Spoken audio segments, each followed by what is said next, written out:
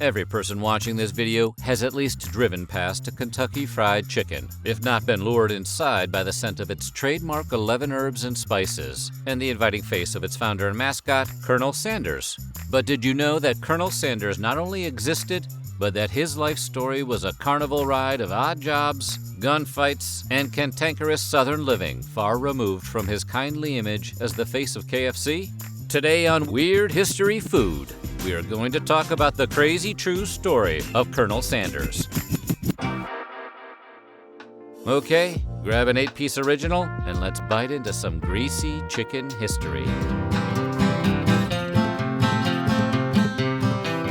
Colonel Sanders is known the world over as the smiling, genial avatar of fried chicken. In his 1974 autobiography, Finger Lickin' Good, he wrote, "They think I look so much like Santa Claus in Shelbyville, Kentucky, where my home is, that I put on a red suit and give out buckets of fried chicken at Christmas." But despite his friendly, folksy image, he was an elderly Southern man who lived through the Great Depression, standing in sharp contrast to his obsessive cleanliness, a personality quirk that led to his trademark white suit. You likely wouldn't wear a white suit in a busy kitchen, but never worry about that in the Kentucky Fried Chicken kitchen. Keeping everything clean and neat is part of our recipe for real goodness. Sanders wove a tapestry of dirty words nearly every time he opened his mouth. He once remarked, "I used to cuss the prettiest you ever heard," explaining that it's hard for me not to call a no-good, lazy, incompetent, dishonest SOB by anything else but his rightful name. Tasty and honest. Sanders also did not bother to clean up the force and variety of his swearing and mixed company. "I did my cussin' before women or anybody else," he once said, but somehow, nobody ever took any offense. Sanders came by his rough edges honestly. Despite his incredible success and enduring status as a pop culture icon, Sanders didn't start turning a humble gas station cafe into a global fast food franchise until he was in his 60s, which is when most people retire, ironically, to spend the rest of their days eating KFC in front of the television.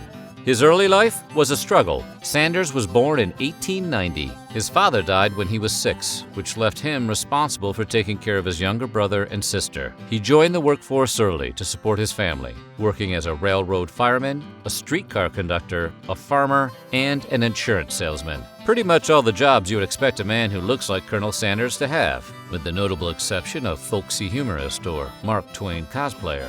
He also had to cook for his family at a young age, where he would experiment with different recipes because he was a kid in the single digits and didn't know what the hell he was doing. He was married to his childhood girlfriend, Josephine, by the age of 18. That might seem a little young to you now, but Sanders had already been taking care of a family and a household for more than a decade at that point. He'd essentially been an adult since he was 6, so he probably assumed he was ready for the big leap. Within a year, Josephine gave birth to the couple's first daughter. Despite his grandfatherly image of the proprietor of a family-friendly chicken empire, Sanders had a not-so-good habit of beating the feathers out of people. As a young man, he loved to fight, and his quarrelsome nature got him fired from several jobs. He lost his railroad firefighting job after getting into a fracas with an engineer beneath a water tower. Another time, he was dismissed at a Justice of the Peace Court after attempting to beat his own client with a chair. And reportedly, Sanders once punched a man in a barber's chair so hard that the shaving lather flew right off the man's face. Josephine, understandably, grew annoyed with Sanders' chronic inability to hold a job longer than it took to smack someone in the head. So she left him and went to her parents' house, taking their daughter with her. Sanders was a colorful Southern kicker used to getting his own way, so he wasn't about to take that lying down. He deep-fried a plan to kidnap his own daughter away from his estranged wife, although the exact details of the incident are a bit sketchy. In his autobiography, Sanders mentioned he was planning to kidnap multiple children, despite the fact that the couple only had one child at the time. Was he confused about how many kids were available to kidnap, or was he remembering a different kidnapping? How many kidnappings did you plan, Colonel Sanders? Luckily, Sanders' criminal plots weren't as meticulous as his business acumen. His entire kidnapping plan was to lurk in the bushes outside of Josephine's parents' house and wait for his daughter to come within snatching distance and sop him up like a biscuit does gravy. It's unclear whether his aging knees started aching from hiding in the bushes or if he just got sick of waiting. But he eventually gave up his plan and simply walked inside the house, first to talk to Josephine's father, and then to Josephine herself. The couple eventually reconciled and brought the family back together. After losing more jobs than a party planner, Colonel Sanders finally settled down as the owner and manager of a gas station in Kentucky in 1930, when he was 40 years old. He couldn't know it at the time, but this was the first step towards what would become a wildly successful career, and officially the longest single job he would ever hold. In order to satisfy hungry gas station customers, Sanders began serving meals of chicken and other delicious meats. When the chicken became a hit, he added a full cafe to the station and hired a woman named Claudia Price to run it. Claudia just so happened to also be the Colonel's mistress, a fact he made no attempt to hide from his wife Josephine, who finally divorced him and left him for good in 1947. Apparently, there is a limit to how many fistfights, affairs, and attempted kidnappings a person is willing to tolerate. After splitting from his first wife, Sanders married Price in 1949 and stayed with her until his death.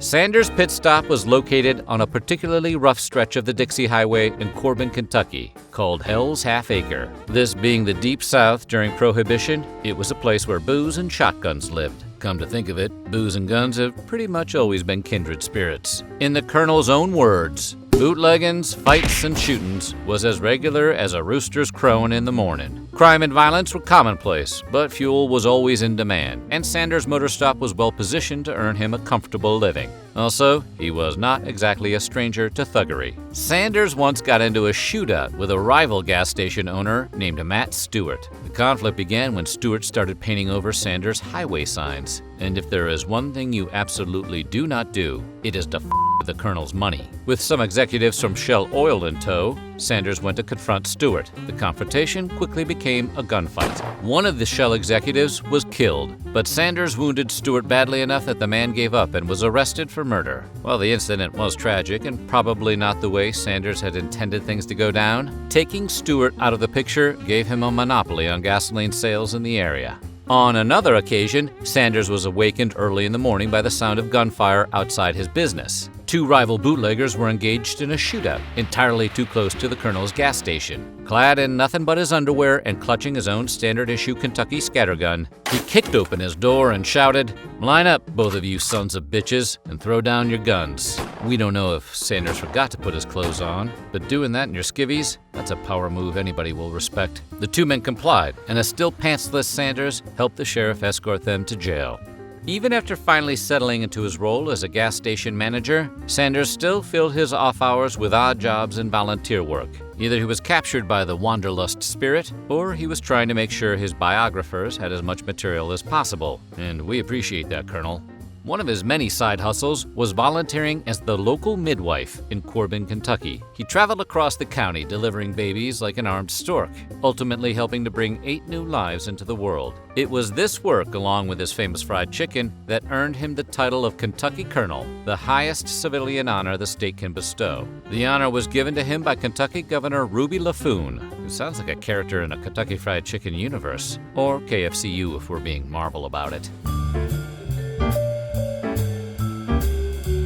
Sanders made it his personal mission to be one of the most eclectic and unique figures in modern American history. It's like he was collecting future bar trivia questions about himself. He managed to be tangentially involved in the most significant research projects ever conducted. Fuel rationing during World War II forced Sanders to pick up a few more side gigs, which he was already more than accustomed to doing. One of those supplemental jobs involved him serving as the assistant manager of a few cafeterias located within a research facility in Oak Ridge, Tennessee, where materials were being developed for Project Manhattan. Yeah, Colonel Sanders' finger-licking fingerprints on the project that created nuclear weapons. The research site where he managed a few eateries was tasked with producing uranium-235, a vital component in Little Boy, the bomb that was ultimately dropped on the city of Hiroshima in the first atomic attack in history. Bit of a dubious distinction, but even doomsday architects have to eat.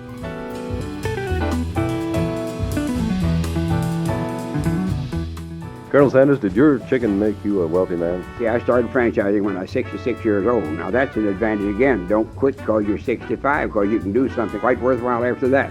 The popular version of the story of the founding of Kentucky Fried Chicken involves Colonel Sanders contemplating suicide after retiring at 65, and instead deciding to take a chance on building a fast food empire. And although that charming tale of a senior citizen weighing the pros and cons of offing himself is the story KFC itself likes to promote, it's probably a myth. There's no evidence Sanders ever considered ending his own life, or that he ever really retired. The man collected jobs like signatures for a student council election. He didn't even quit after becoming a millionaire. More on that in a bit. However, the true story of KFC's founding is just as interesting. Sanders did not stop working when he hit his 60s, but he was forced to change careers yet again after the construction of the interstate highway system effectively killed business at his rural highway gas station. Between the loss of his primary source of income and the meager sum of his Social Security checks, the Colonel was strapped for cash. Sanders reached out to Pete Harmon, a restaurateur he'd once met at a convention, and pitched him a restaurant franchise based on Sanders' personal fried chicken recipe that had proven so popular at his cafe. To sell Harmon on the idea, he took his potential investor with him to the grocery store to buy ingredients, and then fried up some chicken with 11 herbs and spices right in Harmon's kitchen.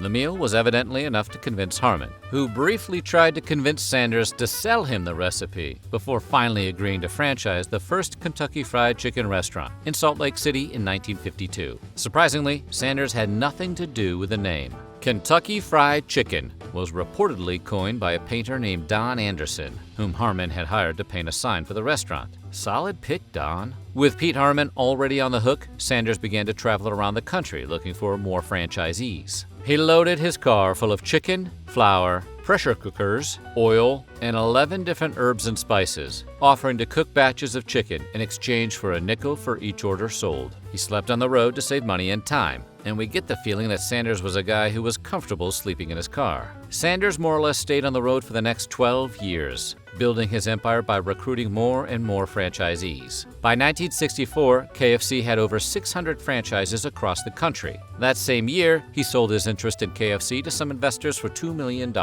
when he was 73. According to Sanders, the amount was paid in cash, in 3 glass-covered carts, totaling the $2 million. They had 31 FBI and Treasury Department guards watching over that pile. Even though he no longer had any ownership stake in the business, Sanders continued to make public appearances acting as the face and mascot of KFC, visiting KFC restaurants around the world as a spokesman. When KFC was acquired by Hublin Inc. in 1971, the fast food chain had over 3,500 franchises and company-owned locations across the globe. Kentucky Fried Chicken. Hublin paid $285 million for the empire Sanders built. I see in the paper yesterday that the same company that I sold for $2 million sold for $240 million yesterday. You feel you got left out? I'm left out. That's right. I don't want nobody to write me for any money because I didn't get any of that.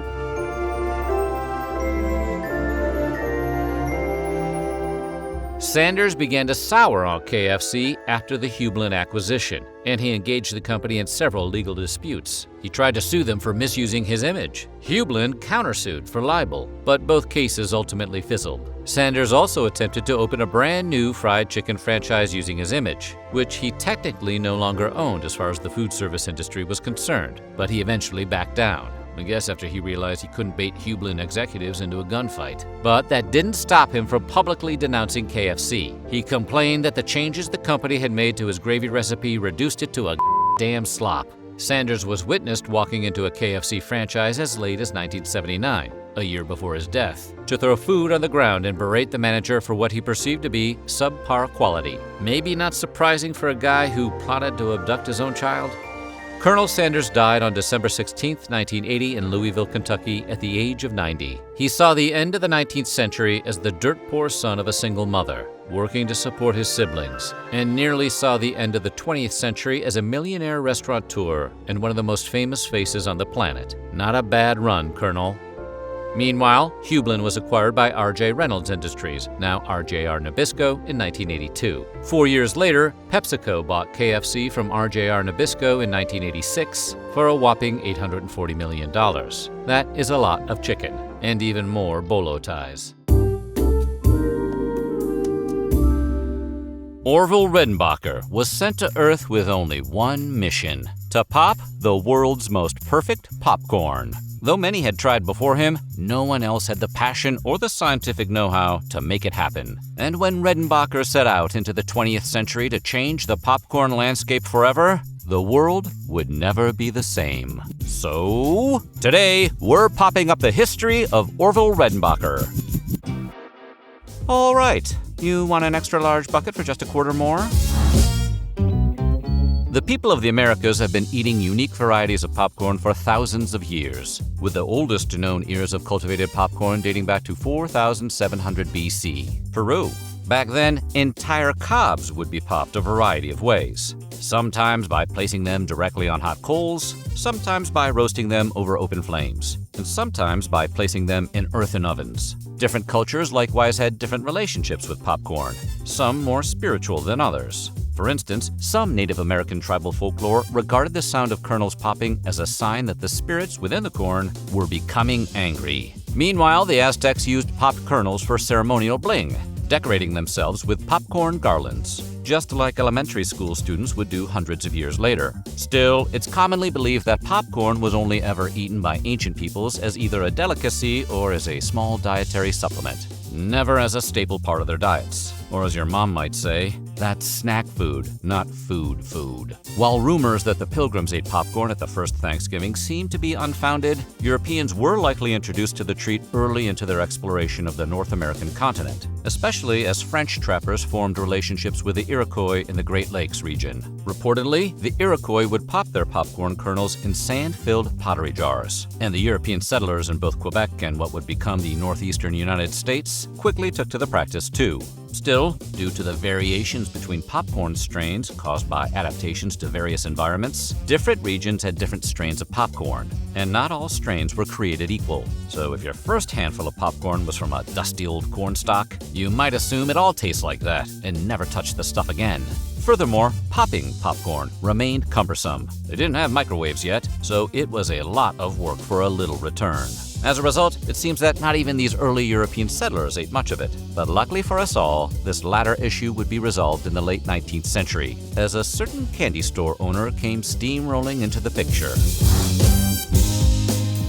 In 1885, Ohio-born, Chicago-based Charles Cretors invented the world's first ever commercial popcorn machine. This popcorn machine utilized a small steam engine to pop popcorn kernels in oil, and it marked the first time ever that seasoning could be evenly distributed over an entire batch of popcorn. What's more, it doubled as a nut roaster. Cretors' invention swept the nation, and it soon found its home at carnivals, on street corners, and in theaters everywhere, exploding ever more into the mainstream with Cretors' later invention of the horse-drawn popcorn wagon. While it may have seemed then that popcorn was at the top of its game, it was only getting started. When the Great Depression hit, popcorn's popularity grew to heights previously unimagined. Since a bag of popcorn at the time cost only 5 to 10 cents, it became a staple treat for cash-strapped Americans, especially as movie theaters proliferated across the country. Even then, popcorn wasn't done popping off. With the onset of World War II and the immediate sugar rationing that came with it, America's consumption of popcorn increased threefold from its Depression-era highs. For a few raucous years, popcorn was everywhere,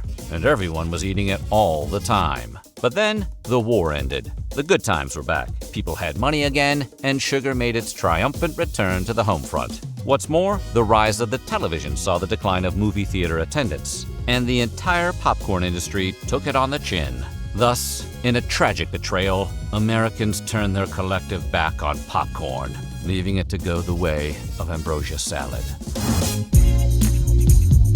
On July 16th of 1907, Orville Redenbacher was born unto the world. He grew up on a small corn farm in Brazil, Indiana, and likewise, from an early age, formed an obsession with the art of popcorn making, even selling his own. Hey, some kids are into baseball cards, some are into popcorn. He managed to put this obsession to rest, but he knew full well that he couldn't stay away from it for long. Orville went on to graduate near the top of his high school class, allowing him to pursue a degree in agronomy at Purdue University. Orville's only problem? He had no money for tuition. So, according to legend, Orville decided to skip the traditional summer job routine and to instead sell bags of popcorn all across the Indiana countryside from the back of his car. He apparently managed to hawk enough popcorn to pay for his time at Purdue, and it was a pretty swell time for old Orville. He ran for Purdue's track team, he played the sousaphone for Purdue's All-American Marching Band, and he enjoyed all the benefits that life with the Alpha Gamma Rho fraternity had to offer. Really, the sousaphone.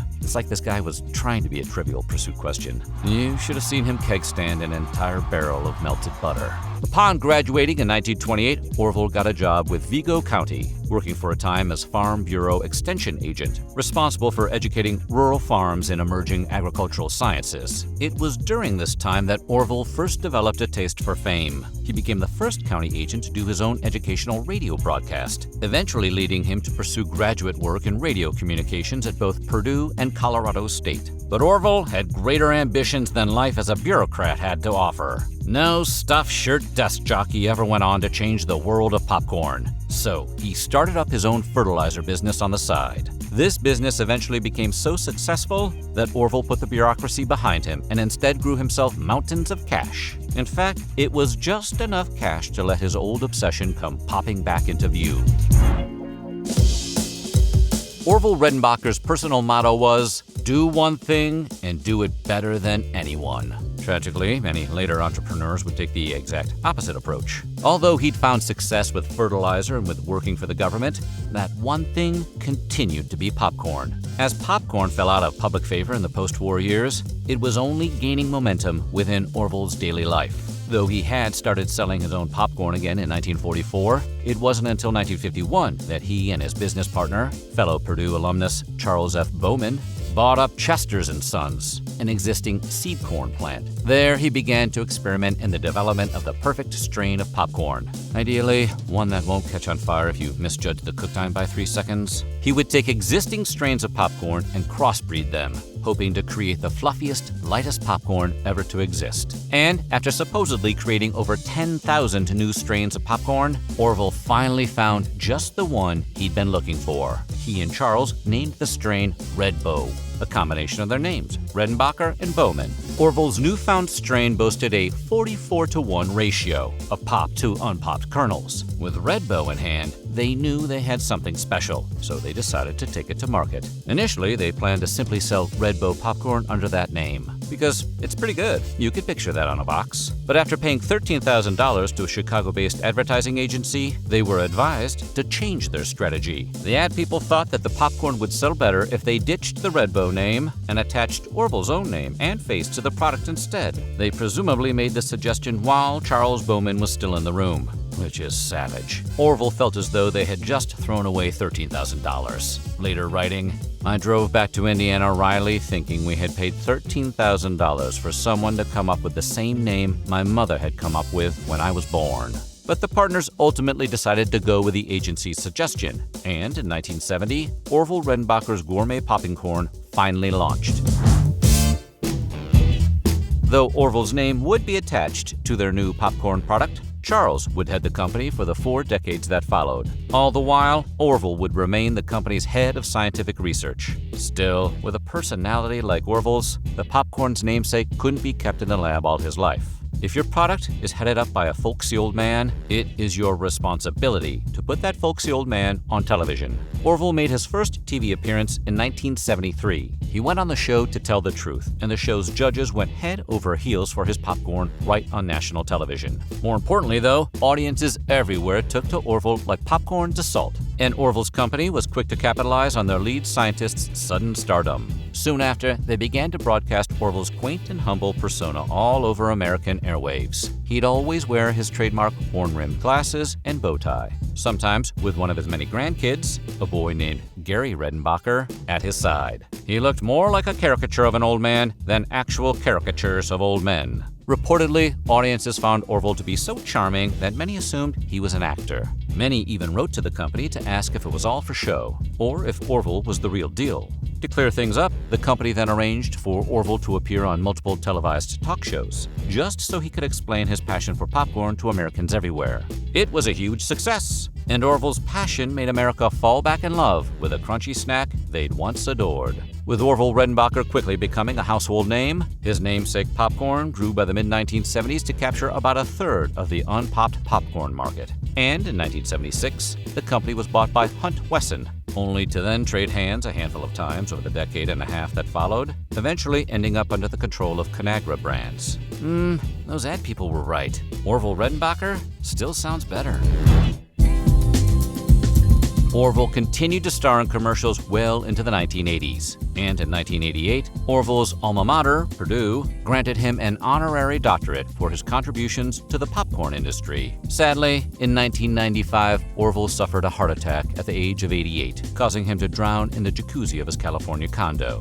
You have to admit, though, that is an impressively baller tragedy. His ashes were scattered at sea. Shortly thereafter, famed movie critic Roger Ebert eulogized Orville, praising the seriousness with which he took the popcorn trade. Ebert's co-host, Gene Siskel, attributed popcorn's revival to Orville's ingenuity. Both acknowledged that Orville's influence forever changed the way we experience movies, with our cheeks full of buttery kernels. Almost 2 decades later, the city of Valparaiso, Indiana, where Orville did much of his popcorn experimentation, unveiled a life-sized statue of Orville in 2012 to further commemorate his achievements. And in the years since, Orville's namesake popcorn has continued to prosper. Today, it is the most popular single brand of American popcorn available, with Pop Secret in Act 2 duking it out for a distant second place. They still sell the classic popping kernels and Orville Redenbacher branded oils, along with many flavors of microwavable popcorn, a type of popcorn Orville distrusted throughout his entire life. Hey,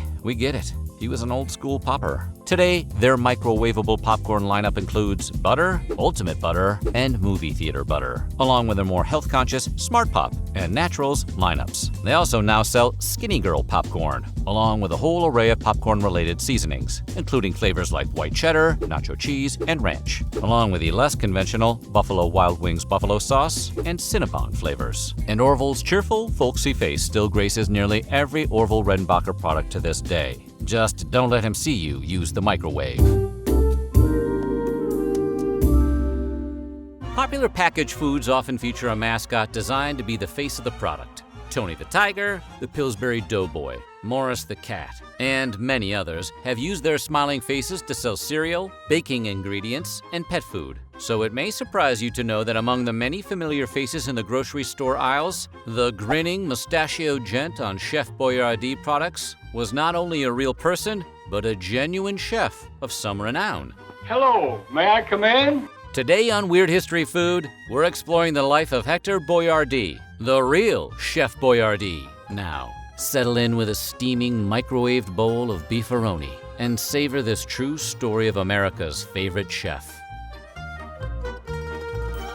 Chef Hector Boyardee was born in 1897 in Piacenza, Italy. Not surprisingly, with a very Italian name, Ettore Boyardee. He obviously had cooking in his blood. According to family lore, little Hector used a wire whisk as a rattle. And while this hasn't been confirmed, we assume he did the chef's kiss hand gesture to adjust his pacifier. At the tender age of 11, he apprenticed in a local restaurant, La Croce Bianca, long before anyone was paying much attention to child labor laws. An apprenticeship for an 11-year-old sounds impressive, but mostly he spent his time peeling potatoes and taking out the garbage. Even as a teenager, however, Hector had his sights set on America. After kitchen stints in Paris and London, where he actually was an apprentice, he sailed across the pond to Ellis Island at age 17. His brother, Paolo, had moved to New York years before and found work waiting tables at the Persian Room at the Plaza Hotel, going by the anglicized version of his name. Eventually, Paul worked his way up to the position of maitre d' and was able to get Hector a job in the kitchen. At the Plaza Hotel, the cooking skills Hector had shown as a boy began to blossom. Patrons were captivated by the dishes coming out of the kitchen, many of them recipes he brought from his hometown. Soon, he was promoted to head chef. Not one to sit on his laurels, Hector one summer got work at the Greenbrier Hotel in White Sulphur, West Virginia. There, at the age of 18, he oversaw catering for the wedding reception for none other than President Woodrow Wilson. Wilson and First Lady Edith Ballin Galt were so taken with Hector's cooking and organization that they later enlisted him to oversee a homecoming meal for 2,000 veterans returning from World War I. That's a whole lot of canned pasta. Shortly thereafter, Boyardee was hired to run the kitchen at Barbetta on 46th Street in New York, which remains in business today. Chef then got an offer he couldn't refuse, to be the head chef at the swanky Winton Hotel in picturesque Cleveland, Ohio. Hector then packed up and moved west. At the Winton, he met a young pantry girl named Helen Roblewski. The two hit it off and were married in 1923. As a head chef, he specialized in, surprise, Italian fare. His dishes gained a local following, especially his spaghetti dinners. Chef Boyardee worked at the hotel until 1924, when, at his wife's urging, he left to open his own restaurant, Il Giardino d'Italia, the Garden of Italy. The restaurant was a hit. Chef Hector's pasta dishes quickly gained a reputation, and demand for his food grew like blooms in a giardino. Italian food may have been familiar to Americans on either coast, but in Middle America in the 1920s, it was a revelation. Chef Boyardee had lines around the block. Patrons loved the chef's dishes so much that they began requesting recipes and products to take home. The resourceful chef complied. He cleaned empty glass milk bottles and filled them with his famous spaghetti sauce, adding some dry noodles and Parmesan cheese for good measure. Everyone was going buon appetito for Boyardee. Customers couldn't get enough. They brought the bottles back for refills. Eventually, Hector began charging for the meal kits. In a way, he'd accidentally invented HelloFresh, but he would wind up developing it in a slightly different direction. Chef realized he had a saucy hit on his hands. He also realized that his current means of production, his wife Helen stirring and sweating into vats of sauce and bottling it in the loft apartment where they lived above the restaurant, eventually would not meet demand. With the encouragement of some of his restaurant regulars, including a couple who owned a local grocery chain, Hector took over a food processing plant and began producing and canning the sauce on a larger scale. He persuaded his brother, Mario, who was in New York working with Paul at the Plaza, to come to Cleveland. It's a story about Italian brothers. There was bound to be a Mario eventually. The three brothers and Helen formed a partnership, and in 1928, the Chef Boyardee Food Company was born. The brothers' business began with three sauces: the popular tomato sauce, a mushroom sauce, and a spicy Naples-style tomato sauce. The slogan? 3 delightful flavors for a varied menu. When it became clear that sales staff and customers were having difficulty pronouncing the name of the company, the brothers displayed their collective marketing genius and changed the brand to Chef Boyardee, a phonetic spelling of their family name. Hector's great niece, Anna Boyardee, would later quote her great uncle as saying, "Everyone is proud of his own family name, but sacrifices are necessary for progress." Eventually, the brand lost the hyphens and became known simply as Chef Boyardee. And there, a legend was born. By 1936, the company, much like LeBron James in 2010 and 2018, had outgrown its Cleveland facility. Hector was dedicated to turning out a quality product, so he decided to get closer to the land, farmland. That was hard hit by the Depression. And enlisted local to open his facility, which wasn't just for mixing and bottling sauce either. Eventually, the Boyardees even grew their own mushrooms there. The company continued to expand its line of products and soon was selling full prepackaged Italian dinners, a meal's worth of dry spaghetti, a can of delicious sauce, and a canister of grated Parmesan cheese, all wrapped in cellophane, just like Mom used to pre-make. In New York, Paul had been talking up the family operation to an executive of A&P Supermarkets, which was the largest food retailer in the U.S. at the time. He persuaded the man to give Chef Boyardee products a shot on A&P shelves. Before long, practically every store was carrying the Chef Boyardee lines. Soon, the company was processing 20,000 tons of tomatoes a season. Additionally, Chef Boyardee became the largest mushroom producer in the nation and the largest importer of olive oil and Parmesan cheese. Chef Boyardee was the top-selling Italian food product in the U.S. and over time expanded its product line to include ravioli, pizza kits, and eventually beefaroni, which for those who were never children is macaroni in a beef sauce. The business was booming. As Anna Boyardee wrote in her book, Delicious Memories, Recipes, and Stories from the Chef Boyardee Family, it is fair to say that those three men, with no formal education and very little money, can be credited with bringing Italian food to America. When World War II erupted in Europe, Chef Hector and the company sought ways to aid in the effort. U.S. troops fighting overseas missed the comforts of home, so the factory began making army rations. Plus, cans of Chef Boyardee could make formidable projectiles in a battlefield setting. Beginning in 1942, the Milton plant was operating 24/7 to satisfy demand. And when they weren't busy with production, Boyardee employees would march through Milton in a display of patriotism, beneath banners that read, "Keep 'em flying, keep 'em rolling, keep 'em well fed." By the time the war ended, 5,000 people worked at the company, with output far exceeding that of the 1930s. In 1946, employees gathered for a celebration in Milton to commemorate the company's war effort. Hector Boyardee was awarded the Gold Star, one of the highest honors a civilian can receive. Despite their wild success, Boyardee and his brothers came to a difficult realization. To sustain the increased production demands and preserve all those jobs, they would have to sell. In 1946, Chef Boyardee was acquired by American Home Products for nearly $6 million. The U.S. corporation at the time held a variety of food and household products under its umbrella, including Pam cooking spray, Bumblebee tuna, Easy Off oven cleaner, and Preparation H. And while those products don't seem to have much in common with each other or with Chef Boyardee, there is one important trait they all share. You've likely heard of them. That's because American Home Products marketing division thrust many of these items, including Chef Boyardee, into the national television spotlight, turning them into household names. Hector Boyardee remained as a consultant for Chef Boyardee until 1978, and while he passed away at the age of 87 in 1985, his likeness is still displayed on the brand's packaging. Not bad for an 11-year-old kitchen apprentice. Chef's significant contributions to Milton, Pennsylvania were never forgotten. In 2013, the town erected a statue honoring him at the entrance to the factory. Plant manager Steve Smith said at the time, "We have a great legacy. My employees are so proud of the Chef Boyardee brand and the legacy of Hector." At the time the statue went up, Chef Boyardee had provided jobs for more than 10,000 workers in the Milton area. As one employee said, "It's my livelihood. I put my kids through college." Chef Boyardee continues to be invaluable to college students and any young person whose kitchen consists of nothing but a few plates and a microwave. It's also remained a staple of pop culture. Say Chef Boyardee. Chef Boyardee, Although there was one crossover that the company could not get behind. The writers of the hit sitcom Seinfeld had proposed featuring a Chef Boyardee product in one episode. Referencing real brands was a common practice on the show. Junior Mint, Drake's Coffee Cake, Pez, and Snickers made their appearances, It's a Junior Mint. as did products like Snapple, Dannon Yogurt, and of course, lots and lots of cereals. If the show's lawyers thought a company might take offense, they would ask permission. But according to writers, most brands loved the attention, even if products appeared in a less than favorable light. We're out of Bosco. In the proposed Boyardee script, Kramer lands a gig driving a horse-drawn hansom cab. Because this is a sitcom, he also has a surplus of beefaroni due to some over-exuberant spending at a warehouse store. Heat up.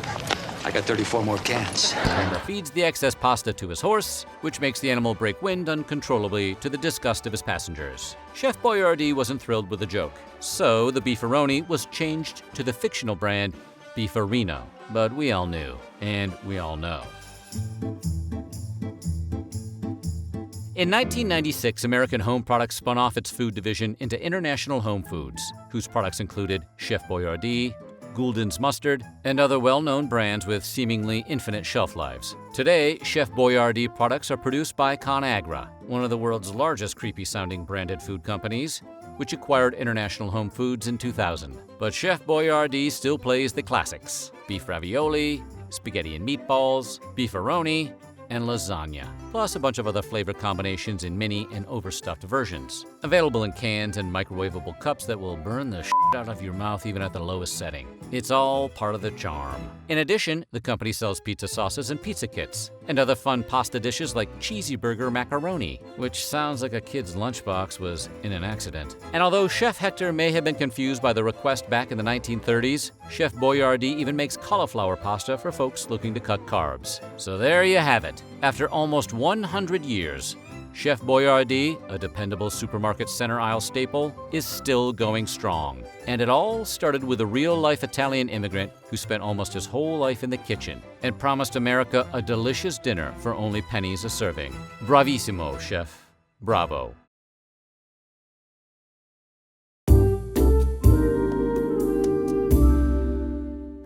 Dave Thomas made a name for himself working with Colonel Harlan Sanders and Kentucky Fried Chicken in Columbus, Ohio. And as much as he enjoyed a steaming bucket of delicious fried chicken with its secret recipe of 11 herbs and spices, he was irritated that he and his buddies couldn't find a decent burger in the Buckeye State. So what did he do? Well, what he didn't do was continue working for KFC. Today on Weird History Food, we're putting the heat lamp on Dave Thomas, the famed founder of Wendy's. Now, here's a #1 Dave Thomas combo, no tomato with fries and an iced tea.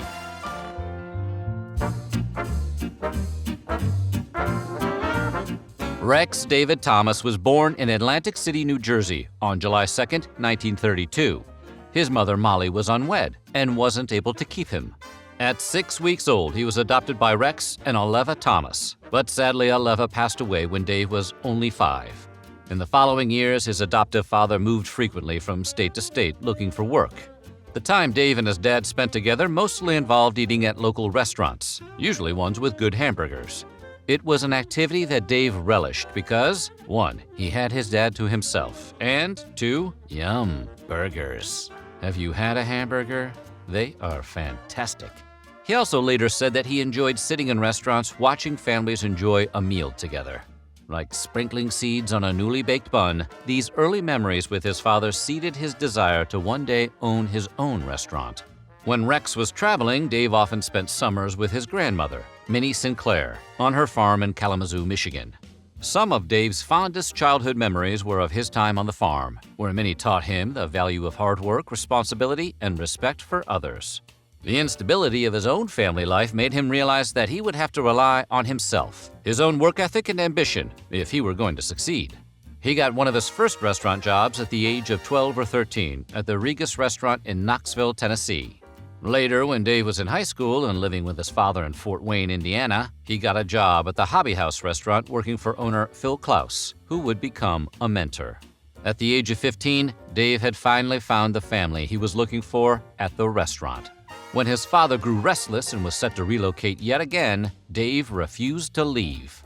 He even dropped out of high school to devote more time to his job. Years later, while promoting education as a foundation of success in life and business, he would deeply regret his decision. Yeah, the decision that led to the creation of an extremely successful business. Hey, Dave, don't be too hard on yourself. He went on to acquire what he called his mop bucket attitude, his version of an MBA.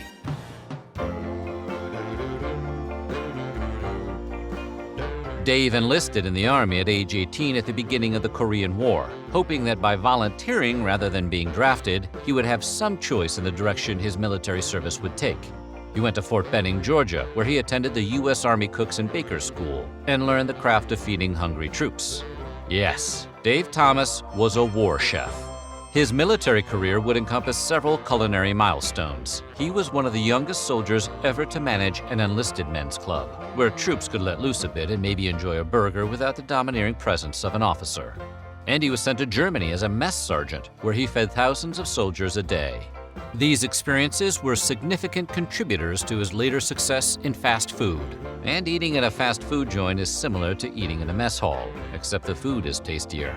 In 1953, after his deployment, he returned to Fort Wayne and his job at the Hobby House, where he sparked up a relationship with a new waitress, Lorraine Buskirk. The workplace sweethearts wasted no time and were married in 1954.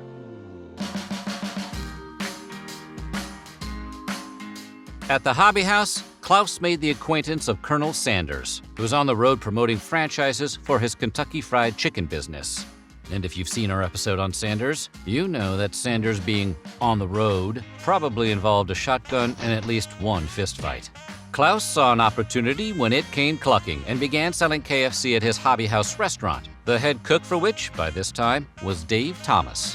When I first heard of him, I thought, who is this guy? You know, why would he dress up with a funny-looking suit, vest, but he was very charming. And I thought to myself, here's a guy that I may like him. You know, and I didn't know that he was going to play a big part in my life, to give me a big opportunity. Klaus was sold on the KFC approach and had Hobby House outlets in Columbus, Ohio that were not doing well. Klaus offered Dave a challenge: move to Columbus and improve sales at the struggling restaurants there in exchange for a stake in the business. Colonel Sanders, who had taken Dave under his crispy original recipe wing, was not sold on the idea. He thought the businesses were too far gone to turn around. But Dave was supporting a young family on a cook's wages, so he wasn't afraid to roll those dice. In 1962, he made the move. He tightened up the vast menu offerings in the Columbus eateries and focused instead on chicken. He came up with the idea of KFC's now famous rotating red and white bucket-o chicken sign. And he saw value in putting a face on the KFC brand, urging Colonel Sanders to utilize his likeness in TV ads. Dave would later put this same concept to use in his own advertising. Thomas was so successful in Columbus that he was able to sell his steak back to Sanders and the Kentucky Fried Chicken organization in 1968 for $1.5 million. A very groovy sum, especially in 1960 dollars. That's roughly $14 million today. Not bad for a guy with an MBA. Thomas took the proceeds of the KFC sale and plowed them into the dream he'd had his whole life, to open his own restaurant. He knew he wanted a concept that involved a personality, someone customers could relate to. He wanted a place with a good burger, fresh, never frozen, and made to order, like those he and his adoptive dad shared a love for all those years ago. And he wanted a wholesome, comfortable, family-friendly establishment where his kids could work during the summer. But what to call it? Dave and his wife Lorraine had 5 children: Pam, Ken, Lori, Molly, and redheaded Melinda Lou. Young Melinda and her siblings had trouble pronouncing her name. It came out Wenda, which eventually morphed into Wendy. A light bulb-shaped spatula went off over Dave's head. One day at home, Thomas had his daughter do her hair in pigtails, which were kept in place by pipe cleaners, and took pictures of her in a blue and white striped dress made by her mother. And just like that, a cute as the Dickens mascot, one that would eventually be recognized worldwide, was born. In November 1969, Thomas opened the world's first Wendy's old-fashioned hamburgers on 5th and Broad Streets in downtown Columbus, debuting his famous square, not round, beef patty. Because as everybody and their brother knows, Wendy's doesn't cut corners. According to Wendy's marketing exec Frank Vamos, that's a message Dave Thomas wanted to instill throughout the company. So it's definitely symbolic. Another reason for the square patty is that Dave was always very confident in the quality of our meat. He wanted to make sure that the patty sticks out of the bun so that everyone could see it, see the juiciness. And the square patty does that. Oh yeah, let that juiciness hang out. Along with the square patty came the fresh, never frozen guarantee. Sure, Wendy's burgers might have been a little more expensive compared to the big players in the industry, Mickey D's and His Majesty the King of Burgers, but Thomas believed his customers would be willing to spend a little more for better quality. Quality is our recipe is still the rule at Wendy's.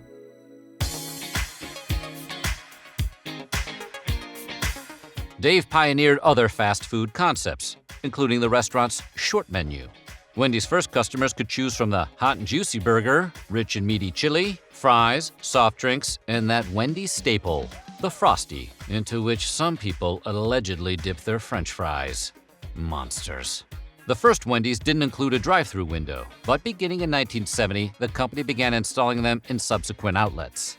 While the drive-through concept wasn't new, Wendy's was one of the first restaurants to make it a success, and it helped fuel the business's expansion. In 1973, Thomas began franchising the Wendy's brand, but instead of selling franchises as individual units, he hit on the innovation of franchise licensing for entire cities or regions, which helped ignite Wendy's growth. The company opened more than 1,000 outlets in its first 100 months. By November 1980, about a year and a half later, there were 2,000. That's a whole lot of square hamburgers. Wendy's salad bars appeared in 1979, and baked potatoes followed in 1983, adding to the string of Wendy's innovations. And while some people argue that baked potatoes already existed, those people are wrong, and have clearly never eaten one from Wendy's.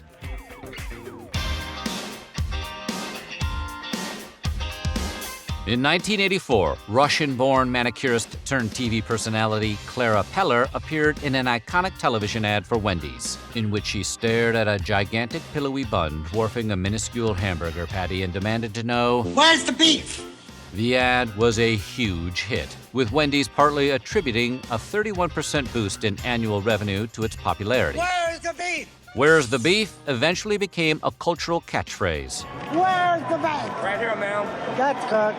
During a primary debate in the 1984 presidential campaign, former Vice President Walter Mondale belittled Senator Gary Hart and his supposed new ideas by demanding to know, "Where's the beef?" Mondale was running on a staunch pro-burger platform. In 1982, Dave Thomas retired from day-to-day operations at the company, remaining as chairman. And while the early to mid-'80s were good years, thanks in part to good old Clara Peller, One more time. "Where's the beef?" there were problems on the horizon.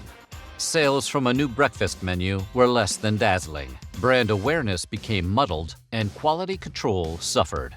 According to Dave, the company had become cocky. In 1985, the new president of Wendy's asked him to come back on board, to take a more active role and bring back that mop bucket attitude, which apparently meant appearing in a bunch of ads. Dave did his first commercial for the company in 1989, and while that may be hard to believe for anyone who grew up in the 90s and saw his folksy face on TV every single day, his first appearance was not well received. Advertising age likened Thomas and his wooden delivery to a steer in a half-sleeved shirt. Wendy's ad agency pushed for more humor in the ads, and by 1990, when Thomas assumed a more self-deprecating demeanor, consumers began to respond. Dave Thomas soon became a household name and, over the years, appeared in more than 800 commercials for Wendy's. Man, I'm not even sure Ronald McDonald's done that many.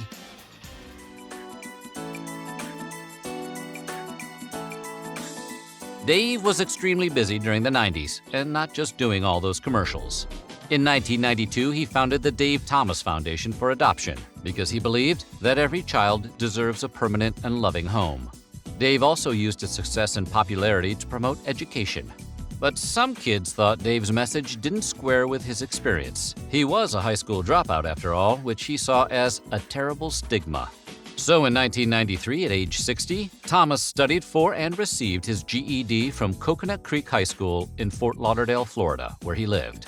No one could ever accuse Dave of being lazy, and it's clear his philanthropic causes were personally important to him, which squares with the kind-hearted image he portrayed on TV. According to Wendy's, Dave Thomas was a real-life example of how hard work, dedication, and commitment can lead to success. He was also a role model for accepting nothing less than the highest quality in everything. I mean, our customers come in, they want a clean restaurant, they want good service, and they want to get their money's worth. Sure. And I think that applies to anything we do.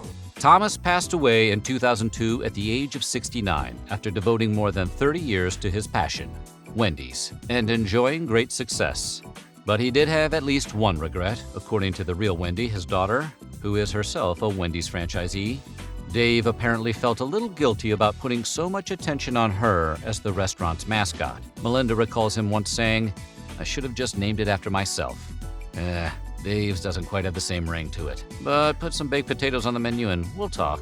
Today, Wendy's is a global chain of more than 7,000 outlets. Mergers with restaurant heavyweights Tim Hortons and Arby's have come and gone, but the company that never cuts corners, with its fresh, never frozen guarantee, is still going strong. Dave said it best. People ask me about the secret of my success, and I tell them there's no secret. You have to have persistence, a burning desire to succeed, and a passion for the business. These things kept me motivated and focused on what I wanted to accomplish. It sounds simple, and it really is. Aha, there's the beef.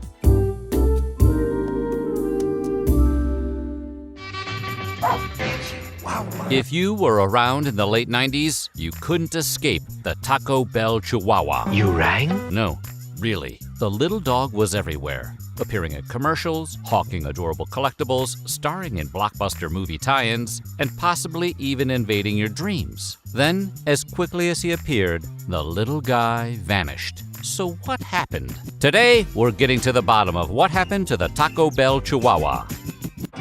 Okay, time to get our paws dirty.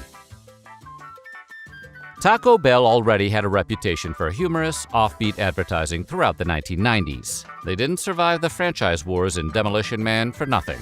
For instance, you may remember the Taco Neck Syndrome campaign, featuring Shaquille O'Neal, highlighting a previously unknown medical condition involving the continual rotation of a person's head in order to take proper bites of a taco. Hey, we said you may remember. Get some more of those tacos. Not that you would. The idea behind Taco Neck Syndrome was simple. If you ate enough tacos, your neck would permanently bend to the side to accommodate the constant motion of shoving crunchy goodness into your mouth, as Shaq helpfully demonstrated in the ads. Another campaign saw Shaq squaring off against fellow basketball giant Hakeem Olajuwon in a taco-themed Clash of Titans. Unfortunately, the Titans didn't actually get to clash because, in a twist of fate crueler than a leaky taco shell, Olajuwon had to drop out at the last minute due to an injury. In 1996, Taco Bell made a bizarre attempt at becoming part of U.S. history. On April 1st, yes, April Fool's Day, the chain announced it had purchased the Liberty Bell and were renaming it the Taco Liberty Bell. But not everyone got the joke. This is a joke, right? There was outrage, confusion, and more than a few patriotic tears shed. The chaos only subsided after Taco Bell admitted it was all a gag. While these off-the-wall promotions got people talking about the fast food icon, they rarely equated to spikes in sales. But Taco Bell was undeterred. The bar was set high for weirdness, and they were about to clear it with a very small dog. Enter the Chihuahua, the George Clooney of fast food mascots. Small, charismatic, and undeniably unforgettable. This little dog made its debut in a 1997 commercial. Voiced by Carlos Alazraqui of Reno 911 and Rocco's Modern Life, the Chihuahua instantly won over hearts and stomachs with the catchphrase, "Yo quiero Taco Bell," which in English means simply, "I want Taco Bell." The Taco Bell Chihuahua was a male character, but the dog in the commercials was actually female. Her name was Gidget, and in addition to the Taco Bell ads, she had a few other acting gigs, further cementing her status as the most famous Chihuahua in recent memory. Oh, great, a talking gecko. But it wasn't just the catchphrase that caught on. It was the Chihuahua's whole aura. The tiny dog, with its huge personality, stood as a symbol for every taco lover in the nation. Also, it was extremely adorable. Never underestimate the power of cuteness. Just look at Beanie Babies. The Taco Bell Chihuahua became a massive pop culture phenomenon, which is the natural trajectory for any tiny, sassy dog. Merchandise was everywhere, including t-shirts and even toy plush chihuahuas for kids that recited, "Yo quiero Taco Bell," at the push of a button. There were even tie-ins with the 1998 Roland Emmerich blockbuster Godzilla, a gargantuan skyscraper-demolishing lizard teaming up with a tiny chihuahua calmly demanding tacos made a weird amount of sense. Sort of like Arnold Schwarzenegger and Danny DeVito in Twins. Ay, caramba! The country went similarly abuzz with the Taco Bell Chihuahua's subsequent catchphrases like Viva Gorditas! And anchors on ESPN SportsCenter regularly slipped "Drop the Chalupa" into highlights. Merchandise flew off shelves, and for a while, it seemed like the Taco Bell Chihuahua had succeeded where Shaq, Hakeem, and even the Liberty Bell had failed. Everything was coming up tacos, until suddenly, it wasn't. As with any meteoric rise, there must inevitably come the fall. Like an ancient Greek tragedy, but with tacos, the Taco Bell Chihuahua's success was met with controversy and a string of unfortunate events. Not long after the campaign took off, the Chihuahua started facing accusations of racism. Some individuals and groups felt that the use of a dog with a stereotypical Mexican accent was problematic. You're getting hungry. As it seemed to reinforce negative cultural stereotypes. Latino civil rights leader Mario G. Obledo called for a boycott of the restaurant if the ads weren't discontinued. Matters were made worse when one ad featured the dog dressed as Che Guevara, the famous Argentine Marxist revolutionary who remains a controversial figure to this day. While it was tongue-in-cheek humor, it struck some as insensitive rather than ironic. And then there was the lawsuit. Taco Bell became flame-embroiled in a bitter legal dispute over the creation of its famous mascot. You can't handle the truth! According to the Seattle Times, dispute over the rights to market the sassy Chihuahua began in 1998, when Joseph Shields and Thomas Rinks of Grand Rapids, Michigan, filed suit claiming breach of contract. In the suit, Shields and Rinks alleged that they had developed a psycho Chihuahua cartoon character and had met with Taco Bell's advertising team to potentially use the character in a series of commercials, when the fast food giant stole their concept and took it to another agency. In the world of advertising, the only thing worse than a deflating chalupa is a deflating paycheck. Taco Bell wound up on the losing end of this particular court battle and was forced to hard shell out millions of dollars in damages. This is the part where fast food meets existentialism. You can sell the funniest commercials in the world, but if it doesn't result in a surging customer base suddenly demanding chalupas like they're going out of style, the marketing department starts to get a little sweaty. Despite the Chihuahua's runaway popularity, the sassy little pup didn't translate into increased sales for Taco Bell. Taco neck syndrome had struck once again. By 2000, Taco Bell pulled the plug on the campaign, citing everything from the allegations of racism, to the lawsuit, to the disappointing sales numbers. Godzilla tanking at the box office like he ate too many party packs probably didn't help much either. Godzilla, want something to drink? Despite what some internet rumors claim, the campaign was not retired because Gidget the dog passed away, although that would have added yet another layer to this 7-layer tragedy burrito. Gidget lived on, refusing to let the Taco Bell fiasco derail her dreams of stardom. She continued to make sporadic appearances in pop culture, including more commercials and a brief but memorable role in Legally Blonde 2. Eventually, she passed away in 2009 at the ripe old age of 15, finishing out with a longer and more successful career than most human actors. While the ultimate reason why Taco Bell retired the Chihuahua that laid the Golden Gordita is still a matter of debate, it seems like it was more of a perfect storm of bad publicity and mediocre sales than any single factor. Also, there are only so many catchphrases a character can spew at an audience before they are simply exhausted. So what does a fast food empire do after retiring its most iconic mascot? Apparently, they turned their attention to space. Yes, Taco Bell's next big marketing stunt came in 2001, when the chain promised free tacos to everyone in America if the Russian Mir space station landed on a giant target Taco Bell had set up in the Pacific Ocean. This, if you think about it, was Taco Bell's advertising department fully embracing the absurd. No little dog demanding tacos this time. We're aiming for the stars. As you might expect, the Mir space station did not land on the target, so no one won any tacos at all. This was probably what Taco Bell had in mind all along, as the odds of Mir landing in that exact spot were pretty astronomical. Give it a wild guess. 1 in a million. If you'll forgive the pun. The odds are about 1 in 7.5 billion. And no economy in the world could handle the sudden influx of taco demand that would have followed a successful space target landing. But in the spirit of the Liberty Bell stunt, it got everyone talking about Taco Bell. Today, Taco Bell continues to evolve, leaving behind mascots and focusing more on cultivating its brand through viral marketing, social media campaigns, and high-profile menu items. But for many, the Taco Bell Chihuahua remains the pinnacle of fast food marketing. Yo quiero Taco Bell. It was a character that transcended the product and created a catchphrase that still lingers in the collective consciousness of a generation, like the "Where's the Beef" lady before it. Where's the beef? Or Ernest P. Worrell. In the end, the Taco Bell Chihuahua didn't fail because it wasn't loved. It failed because, in a way, it was too successful. He became a pop culture icon, bigger than the tacos he was meant to promote. But people loved the dog, not necessarily the chalupa it was selling. And while the Chihuahua may not be as recognized today as other fast food characters, like the Hamburglar and whatever Grimace is supposed to be, its many catchphrases are forever etched into the minds of anyone who was lucky enough to witness the rise and fall of one of the weirdest, most beloved mascots in history. Yo quiero Taco Bell. He leaves no thirst unquenched, no wall intact, no, unowed. He's a gigantic jug of jubilant juice who's not afraid of a little property damage in the name of hydration.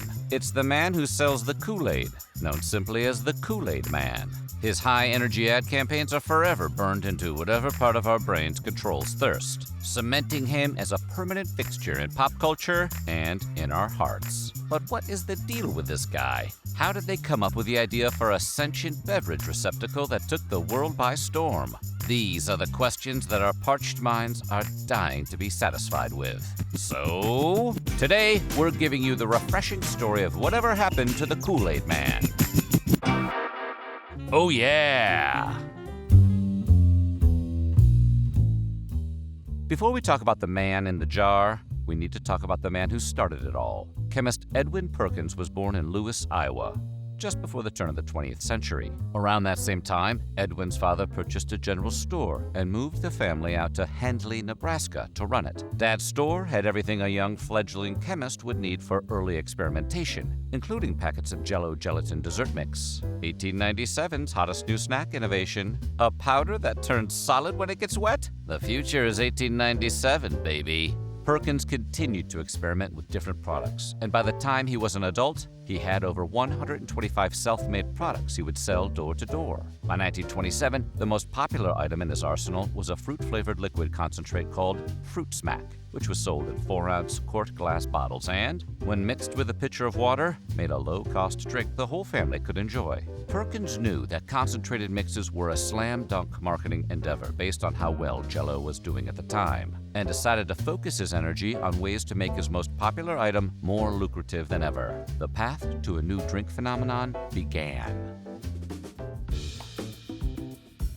After settling down in Hastings, Nebraska, Perkins had one thing on his mind: sell fruit smack. But some things would need to be adjusted before his product became a household item. First to go was the name itself. After updating the name of the drink to Kool-Aid with an ADE instead of AID, Perkins' next hurdle was getting his flavors to the masses. The glass bottles this proto-Kool-Aid shipped in were fragile and prone to making a sharp, sticky mess during transport. Taking another cue from Jell-O, Perkins fell back to his chemist roots in order to deconstruct his liquid Kool-Aid into an easily boxed and shipped powder form. Once he achieved that, the product really took off, being offered in more places in larger quantities than ever before, and not to mention more flavors, including grape, lemon lime, cherry, orange, raspberry, and strawberry. Not even the Great Depression could stop the meteoric rise of the flavored drink powder and, in fact, helped it soar to new heights. Perkins realized that families were struggling, and so he dropped the price of Kool-Aid packets from 10 cents down to a nickel, a gamble that saw profits rise from $383,286 in 1931 to over $1.5 million in just 5 years. By that time, the name had changed to the current Kool-Aid, and Perkins Products Company saw steady sales up until 1953, when they were sold to General Foods. With the new ownership came new notoriety and even more sales. It was then that the seeds of Kool-Aid Man would be planted. Business started booming for Kool-Aid in the 1950s. General Foods had taken the popular drink mix to new heights and, after 27 years on the shelves, Kool-Aid required an equally successful ad campaign to further drive the powder purchases. Enter Pitcher Man, the original Kool-Aid mascot and the prototype of the gargantuan glass jar we know today. The 1954 ad and jingle featured a sentient jug of juice with an animated face. Be sure that the envelope says Kool-Aid. It was created by Marvin Potts, who got the idea from his child drawing a face on the condensation of a window. Hopefully that kid got a cut of the ad revenue. Pitcher Man was by far the most popular of Potts' advertising creations and was featured in several commercials before being phased out for more recognizable characters such as the Monkees and Bugs Bunny. As the 60s went on, Pitcher Man was seemingly forgotten until General Foods was acquired by Kraft Foods in 1970. When 1975 rolled around, Kraft's advertising execs wanted to give the Pitcher Man character another chance, as well as a full-on makeover. Their new relief pitcher was live action instead of animated, and had grown arms and legs since his last time on TV. These new limbs gave this new mascot a more bombastic appearance and allowed him to commit high-energy acts of property destruction with ease. The producers decided this new version needed to make an entrance and had him literally burst onto the scene through the walls after hearing the phrase, "Hey Kool-Aid," like if your Alexa device blew up your front door every time you called out to it. With his loud personality, his penchant for hydration, and signature catchphrase, "Oh yeah!" this new era of Kool-Aid mascot would end up sticking with the company for all subsequent decades. Of course, everyone refers to him as the Kool-Aid Man, but he had different names throughout the years. At different points during his career, he had been known as Kool-Aid Guy, Captain Kool-Aid, or even his Christian name, Frankie D. Kool-Aid. Like Charles Entertainment Cheese, we assume the D stands for something like delicious, or maybe destruction. Whatever you called him, the anthropomorphic beverage was here to stay. It can be hard to predict which advertising ideas will stick and which will get dumped down the drain. But somehow, an 11,000-pound, 6-foot-tall sentient pitcher of juice was just what the doctor ordered, even if the 50-year-old drink wasn't all that healthy. The updated Kool-Aid mascot breathed new life into the Depression-era drink mix and skyrocketed Kool-Aid's popularity in the coming decades. The Kool-Aid Man himself started popping up in advertisements everywhere. At one point, even more recognizable than food industry counterparts Tony the Tiger or Ronald McDonald. What's not to love about a highly destructive glass wrecking ball with a cute animated face? Apparently, nothing. Since Kool-Aid Man graduated into full pop culture icon status in the 1980s, appearing in more and more commercials and causing thousands in home remodeling costs. As the Kool-Aid Man's popularity grew, so did his opportunities to branch out. The 1980s saw Kool-Aid Man's transformation from drink mascot to cultural superstar. Back then, if your "oh yeah" wasn't a Macho Man Randy Savage impression, you were quoting the colossal drink container. For kids who wanted their thirst quenched now, a man crashing through the walls of a house was exactly the kind of extravagant chaos that sells product. Robert Scolar from Grey Advertising knew that the Kool-Aid Man could be bigger, and when he took over the ad campaign for the big man in 1988, he had grandiose plans. For starters, the Kool-Aid Man had always been portrayed as a 7-year-old child. But if he were to magically grow up to his teenage years, the opportunities for totally rad activities would grow too. This new, bold, and daring 14-year-old mascot was now old enough to play electric guitar, surf, and, most importantly, finally wear clothes in the form of jeans, sunglasses, sneakers, and cool graphic t-shirts. This wasn't your mama's Kool-Aid Man. This guy was rad. The new wave of gnarly, skate-punk Kool-Aid Man gained new appearances in media outside drink commercials. After having his own short-lived 2-issue comic series published by the General Foods Corporation in 1975, Kool-Aid Man was sent up to the big leagues to be featured in his very own Marvel comic treatment. The series, The Adventures of Kool-Aid Man, produced 3 issues and showcased tales where our hero battles an evil race called the Thirsties, adventures through a computer, and even travels through time to meet Ben Franklin. Why did we not hear about this in history class? Or at least the final battle in Endgame with all the other Marvel characters. If comics weren't your game, then you could get your fix digitally with the Kool-Aid Man video game for the Atari 2600. The game, which could be claimed for 125 Kool-Aid points, featured a game sprite that slightly resembled Captain Kool-Aid himself, defending a tank of Kool-Aid against the hated Thirsties. I thought his whole thing was quenching thirst. The game was about as good as it sounds, which wasn't very. Despite a poorly received video game and fleeting comic series, the Kool-Aid Man continued his wall-busting antics throughout the 90s, as well as pop culture.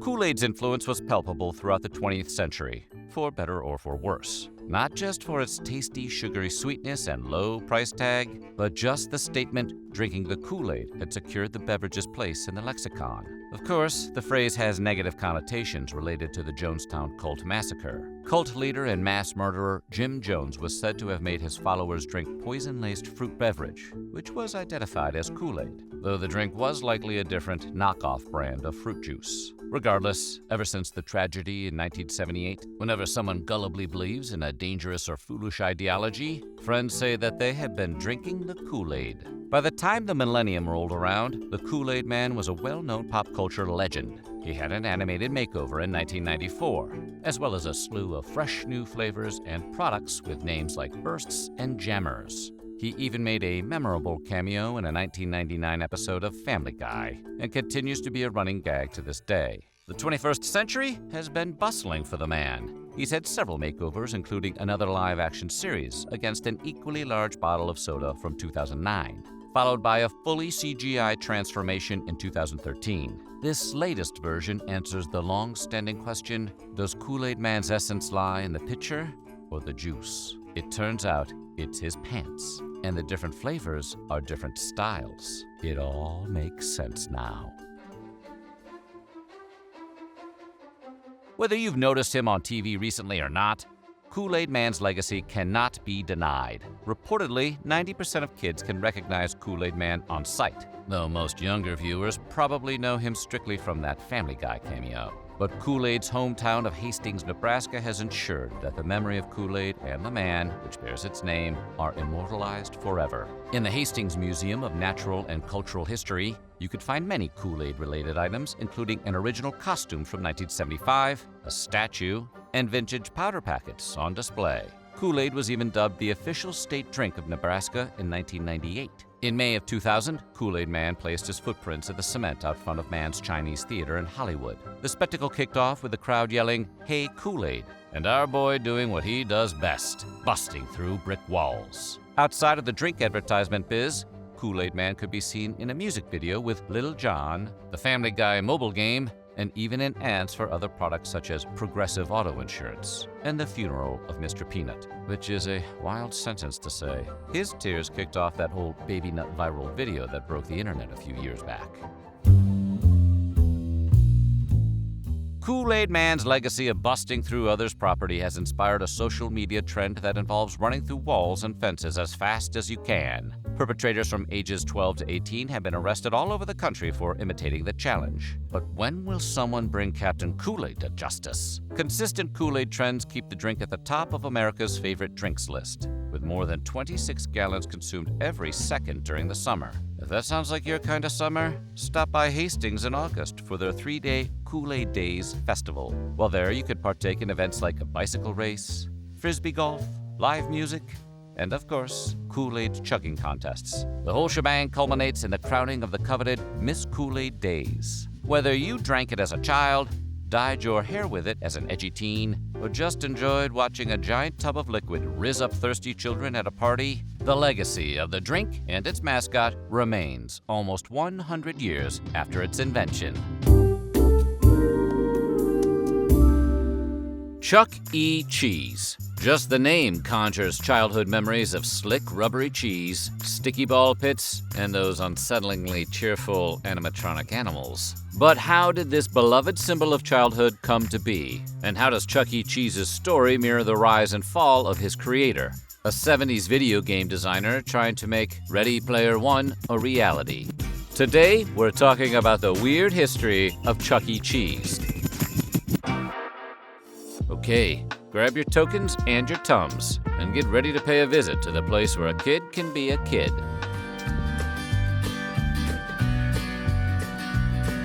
As creepy as the image of a dead-eyed mouse plunking out jamboree tunes may be, the real-life story of Chuck E. Cheese is far more sad than scary. To tell the story of Chuck E. Cheese, whose canonical full name is Charles Entertainment Cheese, more on that later, we have to travel all the way back to the year 1977, when Atari founder Nolan Bushnell woke up from a fever dream and decided to make it into a reality. Bushnell had a vision for the future of live, child-scarring entertainment. He wanted to combine family-friendly dining entertainment, the nascent video game industry, and theme park attractions, like a small-scale Disney World with arcade games, and pizza that tasted primarily like tomato-flavored cardboard.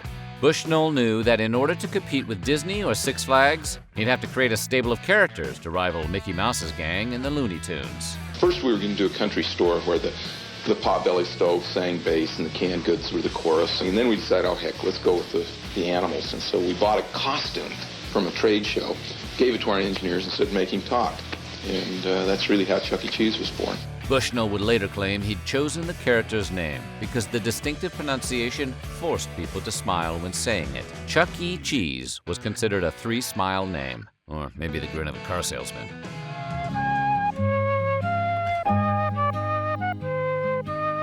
The first Chuck E. Cheese opened on May 17, 1977 in San Jose, California. Guests flocked to the location's mullet-like main attractions, the arcade in front and the showroom in back, where food was served, and every 8 minutes the curtains would rise on Chuck and his animatronic friends, playing a set with their backup singers, the Warblettes. Birthday one, honey bun, won't you be our birthday one? Please say yes, don't say no. And we'll tell the world.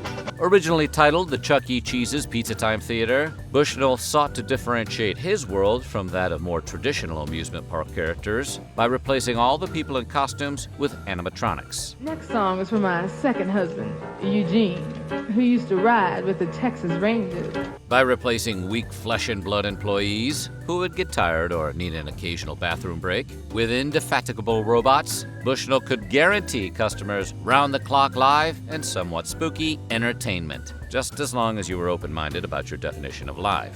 To be clear, the animatronic prototypes found in that original Pizza Time theater were every bit as unnatural and freakish as you'd expect from an attraction featuring a character named Krusty the Cat.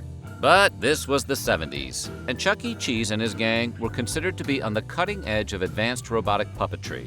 Pizza Time Theater was considered a genuine technological wonder, and the hell with anyone who said otherwise. And sure, Disney World had already debuted an animatronic attraction, the Country Bear Jamboree, 6 years prior, but the Jamboree didn't provide cold-cut sandwiches and buffalo wings, or let you play $5 worth of skee ball in exchange for a finger trap and some pixie sticks.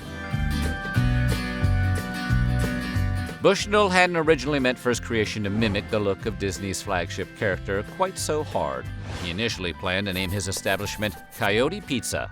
Unfortunately, the initial sketches were left up to the interpretation of the design team hired to create the animatronics. Instead of calling to double-check, they just went all in on what they assumed was a commission for a robotic rodent. Rather than scrap the work that had already been done, Bushnell quickly adjusted his plans and renamed the project Rick Rat's Pizza, which really sounds delicious. However, the world was still 40 years away from falling in love with Pizza Rat, so the suggestion was made that perhaps associating your family pizza joint with a full-blown rat infestation wasn't a great idea. Thus, Chuck E. Cheese was born, like a shotgun marriage, as a child of compromise. But he looked very different from the more youthful mouse we know today. In his first iteration, Chuck E. Cheese was a snarky, cynical jerk, a vaudeville comedian with the demeanor of Don Rickles. By now, it's probably no surprise to anybody that we got a birthday number coming up here. Well, it's a surprise to me. I didn't even get a present. Me neither, Big C. That's because it's not your birthday, nitwit. Oh, yeah! The OG Chuck wore a derby and a shifty-eyed scowl, and he even carried a cigar. We don't know how many children appreciated the irony of a mechanical rat doing Catskill comedy.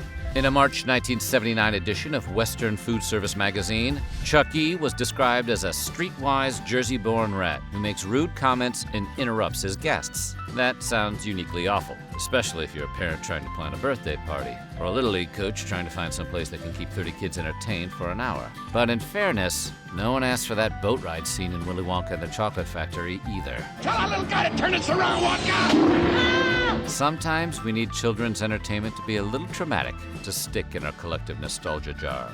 Look at Kool-Aid Man and his no-knock drink raids, terrorizing children for flavor. Oh yeah!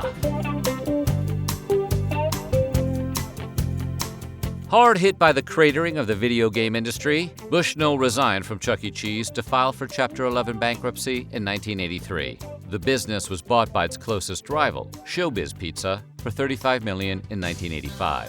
Showbiz Pizza already had its own animatronic house band, the Rock of Fire Explosion. Welcome to Showbiz Pizza, where we're glad to meet you and greet you. That seemed like a good fit for Chuck, whose previous backup band had also been a group of quietly deranged robots. The merger allowed both Showbiz and Chuck E. Cheese to survive and thrive, with the parent company going public in 1989. Showbiz Pizza, where a kid can be a kid.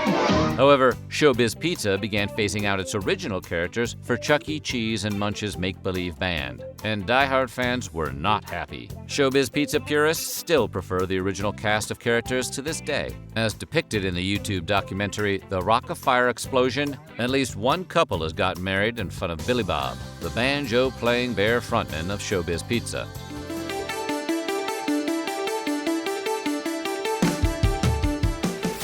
By 1995, the financial bloom was off the rose. Revenues declined from $272 million in 1993 to $264 million in 1995, which, if you do the math, is about 100 billion tickets being left on the counter. Meanwhile, Bushnell had gotten his revenge, in a way.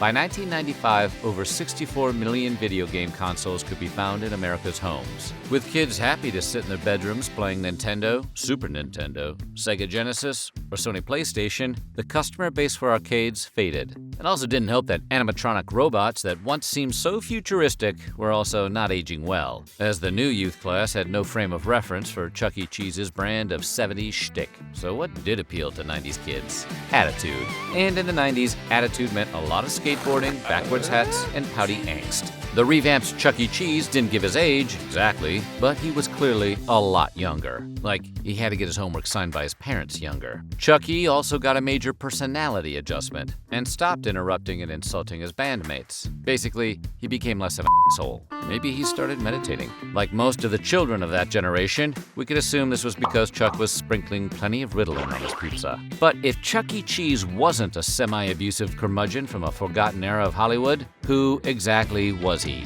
Where did he come from? Why did he dedicate his life to serving pizza and entertaining children? Nobody thought too hard about those questions for the next few decades, which is probably the way it should have stayed.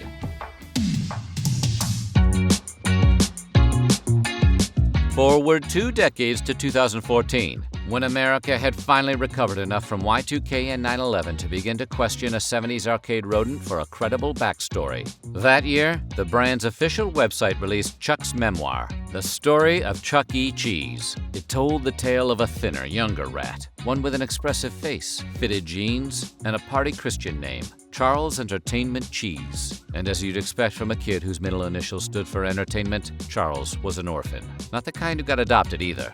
Charles spent his childhood at the appropriately named nunnery St. Marineras, so tangy. And he loved celebrating children's birthdays because he had never been given one himself. Nothing makes a pizza taste better than a topping of sadness. After winning $50 in a Pong tournament, Chuck moved to New York City. Without a place to live, he took up residence at a pizza parlor owned by Pasquale, an Italian chef. Initially, Pasquale reacted like anyone would when confronted with a giant mouse dressed like a middle school X Games champion. But then, Chuck began to sing. Pasquale saw an opportunity and made Chuck a featured attraction of his restaurant. After some initial jitters, Chuck found his voice and sang his heart out for a little boy who was having a birthday party. Thus, the empire of Chuck E. Cheese and Pasquale was born. To reiterate, this is all part of Chuck's official biography. This is meant to enhance your enjoyment of Chuck E. Cheese. And to be honest, it kind of does. It's like rewatching The Godfather after seeing The Godfather 2. But don't see Godfather 3. Just don't. Not content to stop there for some reason, the company commissioned stories for all of the supporting characters in the Charles Entertainment Cheese extended universe. Pasquale was now a first-generation Italian immigrant who dreamed of making the best pizza in the world, while simultaneously being the greatest entertainer ever. Helen Henny, the vegetarian chicken, now loved fashion, video games, and ping pong, which is how she was recruited into Chuck's band. Jasper T. Jowls was a southern country-based guitar player who helped Chuck and Pasquale after their tour bus broke down in Nashville, Tennessee. Apparently, they took their Adolescent Mouse Sings Happy Birthday act on the road. And who could forget Mr. Munch, the pizza-obsessed alien with a preternatural talent for playing the keyboard? Not us, not us, never us. We'll never forget. We can never forget. Never us. As you'd expect from 2014 internet culture, the unexpected grittiness of Chuck's backstory immediately went viral. He was an orphan who grew up in an orphanage. His favorite song was Happy Birthday, and he loved celebrating other kids' birthdays because Chucky never knew his own parents. Instead of leaning into the dank memes, the biography was removed from the Chuck E. Cheese website. Still, the evidence of Chuck E. Cheese's origins, both new and old, continued to survive on the internet, even if the company might not want to talk about it. Most recently, Chuck E. Cheese made headlines when the pandemic forced restaurants to shutter in early 2020. After people took notice of a new franchise of pizza and wing restaurants materializing on their food delivery apps, it was discovered that Chuck E. Cheese was selling pizza on Grubhub and DoorDash as Pasquale's Pizza. Chuck E. Cheese is delivering pizza during the coronavirus pandemic. Kind of. Turns out the chain is operating a restaurant under a different name. Pasquale's has a thicker crust and more sauce. In other words, America's favorite mechanical singing mouse was operating his restaurant under the assumed name of his benefactor. Chuck E. Cheese might have been ahead of its time once again. Shortly after Pasquale's got outed, the ghost kitchen industry got a huge investment from Travis Kalanick, the guy who founded Uber. Presumably, a Super Pumped-style biopic series about the founding of Chuck E. Cheese is not far behind. And we already know who we're casting as Charles: Timothy Entertainment Chalamet.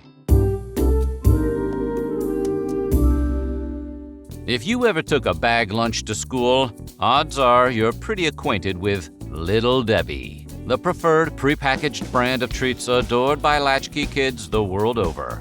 Is it a snack? Is it a dessert? If you're bold enough, the answer to both questions is yes. Whoever you may be, Little Debbie has a snack for you, at least according to one of the company's slogans. Little Debbie has a snack for you. But how did Little Debbie get to be so big? Well, today on Weird History Food, we're going to take a look at the history of Little Debbie. Crack open a box of oatmeal cream pies, because it's time to learn a lot about a little. The first thing you're probably wondering is there really a Debbie? And exactly how little is she? Well, as to the former question, yes. Debbie is real, and her full name is Debbie McKee Fowler. As to the latter question, contrary to the picture on the box, which depicts her as a 9-year-old girl, McKee Fowler is now an adult, and presumably regular-sized. Little Debbie products are manufactured by McKee Foods, which was founded by Debbie's grandfather, O.D. McKee. McKee started a bakery way back in 1933, during the heart of the Great Depression, which was kind of a bold move. You generally don't try to break ground on a new business while nobody in the country has any money. McKee sold 5-cent cakes and used his 1928 Whippet as a delivery truck. Within a couple of years, he moved on to inventing a cream pie that consisted of 2 soft oatmeal cookies pressed together with a fluffy cream filling. Hardcore Debheads will recognize this particular confection as the oatmeal cream pie that remains one of the company's best-selling products. Those delicious pies set McKee on the road to building the business that would eventually become the McKee Baking Company. In 1960, McKee was getting ready to release the product line that would become what we now know as Little Debbie. You might assume that Grandpa just couldn't resist putting his adorable granddaughter on the box, but you'd be wrong. We get the feeling he would have used a spider as his mascot if he thought it would make him money. It was actually packaging supplier Bob Mosher who suggested using the name of a family member for the new product. McKee selected the then 4-year-old Debbie as that namesake, and decided the branding image should be based on a black and white picture he had of her in which she wore her favorite straw hat. McKee didn't tell Debbie's parents about his plan, so they were understandably pretty upset when their child's name and image showed up on a bunch of individually wrapped snack cakes without their permission.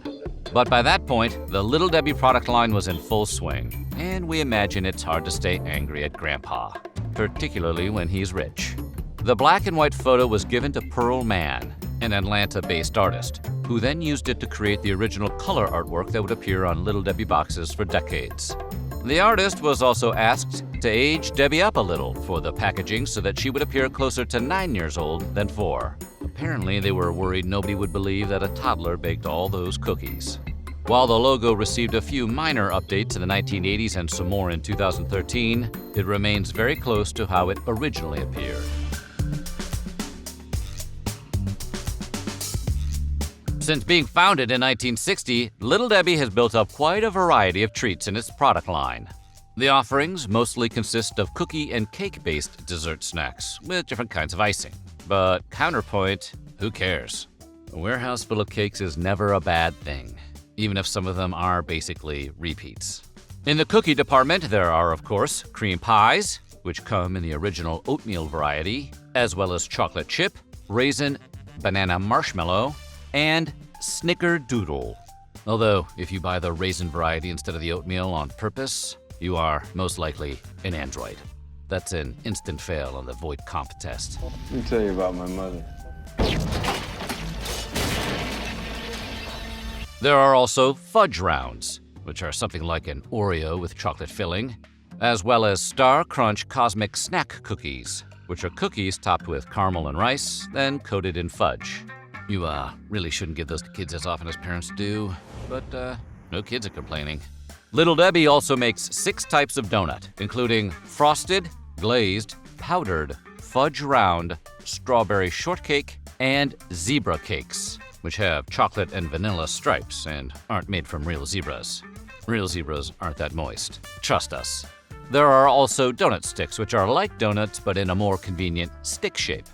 And if you're a muffin freak, the company makes 6 varieties of mini muffins, including honey bun, birthday cake, brownie, blueberry, strawberry shortcake, and chocolate chip. They also do apple pies and cherry pies, fig bars, peanut butter crunch bars, and Nutty Buddies, which were known as Nutty Bars for 57 years before having their name changed somewhere around 2016. Maybe they were wanted by Interpol. And let's not forget the cakes. There are birthday cakes, devil creams, devil squares, fancy cakes, frosted fudge cakes, strawberry shortcake rolls, and Swiss rolls, which are really just miniature versions of the European dessert known as roulade. There are also chocolate cupcakes that look suspiciously similar to the ones sold by Hostess, and unicorn cakes that are possibly, though probably not, made from real unicorns. There are also 3 varieties of brownies, including cosmic brownies, which have psychedelic multicolored chocolate chips, turtle brownies, topped with nougat and peanuts, and mini brownies, which are an improvement over regular brownies because they're smaller, so you can eat more of them. There's also a whole line of seasonal Valentine's Day cakes, which include Be My Valentine cakes in vanilla, chocolate, strawberry, cherry cordial, and brownie flavors. So yeah, Little Debbie's been busy.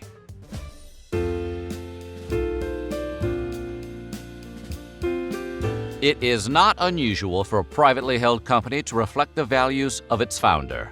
For example, Chick-fil-A is famously closed on Sundays because its founder, S. Truett Cathy, was a Baptist, and Baptists go to church on Sundays. McKee Foods, as well as its Little Debbie subsidiary, does something similar. The McKee family are Seventh-day Adventists, a Protestant Christian denomination distinguished by its observance of Saturday as the Sabbath. In accordance with those beliefs, the entire company has traditionally observed the Sabbath by closing from sunset on Friday to sunset on Saturday. And it's not just their main operations either. Their promotional agreements are usually structured to observe the Sabbath as well. For example, Little Debbie has long been a sponsor of NASCAR. They sponsored the Wood Brothers in the NASCAR Sprint Cup Series from 2006 to 2008 and JTG Daugherty Racing Team in the 2009 season. Presumably, they pay at least part of the sponsorship in snack cakes. However, despite ponying up the dough for these cars, literally and figuratively, all Little Debbie logos on the team's cars and uniforms are removed or covered up on Saturdays. Similarly, while Little Debbie is typically happy to sponsor charities and events that benefit children, they do not get involved with events that take place on the Sabbath.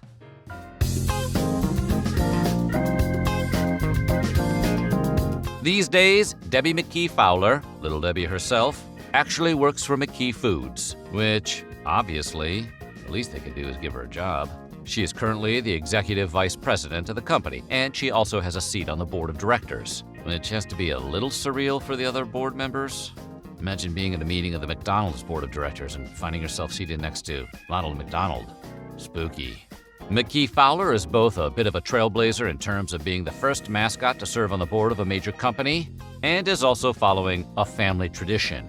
Debbie's grandmother, Ruth McKee, was a full partner in McKee Foods from the earliest days of the Great Depression, a fact made more impressive considering gender roles of that time didn't leave a lot of room for women at that level of business. Ruth managed the company's offices and their employees while OD was driving around making sales. Ruth was in charge of purchasing as well, and even hired the truck drivers that shipped McKee bakery products around the country. Trucks loaded with pounds and pounds of tiny cakes. Ruth McKee is widely credited with helping the company achieve its initial successes, and is remembered as the influence that kept O.D. McKee's out-of-the-box thinking and imagination on the right track. It's generally agreed that the company couldn't have taken off without either of them. Meanwhile, Debbie McKee Fowler was honored at the 30th Annual Chattanooga Women of Distinction Award luncheon as their 2015 Tennessee Woman of Distinction. According to the organization, the award is presented to women who set themselves apart through their civic, cultural, philanthropic, human service, environmental, and professional contributions to their community. No word on whether she still wears the straw hat.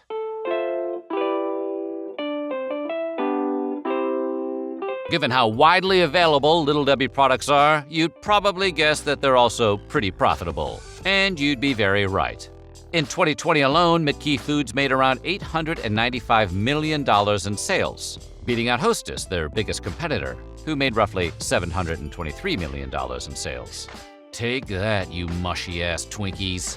One of the reasons for the success might be the fact that Little Debbie products tend to be priced more reasonably than their competitors, often selling comparable foods for half the cost of what companies like Hostess charge. Who are you fooling, cheapo? Most Little Debbie's cost less than 10 cents a snack cake. You're kidding. The McKee Foods empire, which was built on the success of Little Debbie, has grown to encompass companies like Drake's Cakes, makers of Ring Dings, Yodels, Devil Dogs, Coffee Cakes, Yankee Doodles, and Funny Bones, as well as Fieldstone Bakery, Sunbelt Bakery, and Heartland Brands. Little Debbie's legacy also includes the idea of boxes of individually wrapped snack cakes. They're individually wrapped for freshness and convenience. McKee Foods started that trend, which is now so ubiquitous it's difficult to imagine a supermarket snack aisle without rows and rows of similar products. And because pretty much everyone you have ever met has probably eaten at least one Little Debbie treat on a school bus or while standing in the dark of their parents' pantry, Little Debbie has also left a pretty big impression on pop culture. In 2015, Will Ferrell appeared dressed as Little Debbie herself. I'm the new face of Little Debbie's snack cakes. And even the company itself felt the comedian did justice to the cowgirl hat and the blue and white dress that are hallmarks of Little Debbie. Tonight, everyone in the audience has the opportunity to go out and buy some Little Debbie snack cakes. Okay? Little Debbie has also left the planet. On March 19th, 2014, Little Debbie partnered up with the University of Tennessee, Chattanooga, to send a box of their cosmic cupcakes, along with a Little Debbie bobblehead doll, into space. The doll and the cupcakes, which were new products at the time, were tethered to a weather balloon, which then carried them 18 miles into space. Kind of like what you used to do with your G.I. Joes, only the cupcakes actually made it to space without hitting any power lines or commercial aircraft. It wasn't the first time Little Debbie had gone where no human had gone before. In 1991, Little Debbie's Pumpkin Delights, along with an assortment of other Little Debbie snacks, joined the astronauts aboard the space shuttle Atlantis for their trip off-world. Okay, seriously? Did no one think to bring a Star Crunch to space? You had multiple chances. That's just leaving money on the table, or Star Crunches on the table. McDonald's has had a history with weird mascots. Ronald McDonald, Mayor McCheese, and Grimace. Let's not talk about Grimace. But none of these characters have the luminescence to be the strangest of the McDonald's characters. The moon-headed crooner with a penchant for stealing copyrighted Bobby Darin songs. Today on Weird History Food, we're talking Mac Tonight, McDonald's forgotten moon-headed mascot. Everyone buckle up, because we're going to the moon.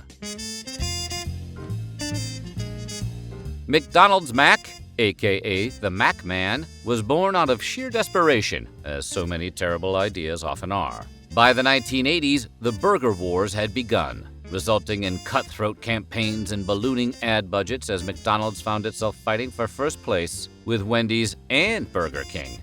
Both, like regular television villains, were trying to muscle in on McDonald's territory. Burger King in particular decided to go hard at the Golden Arches, telling McDonald's employees that they should leave the room when the ad was on to avoid humiliation.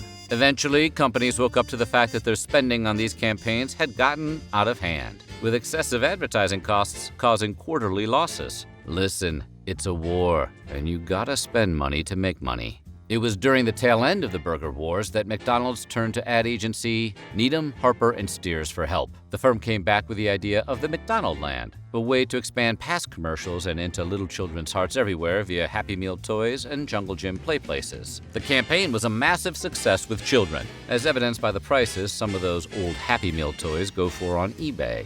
Should have gotten into Happy Meal speculation instead of playing Little League. But kids notoriously don't have a lot of money, aren't able to drive, and don't get a say in setting a time for family meals, usually.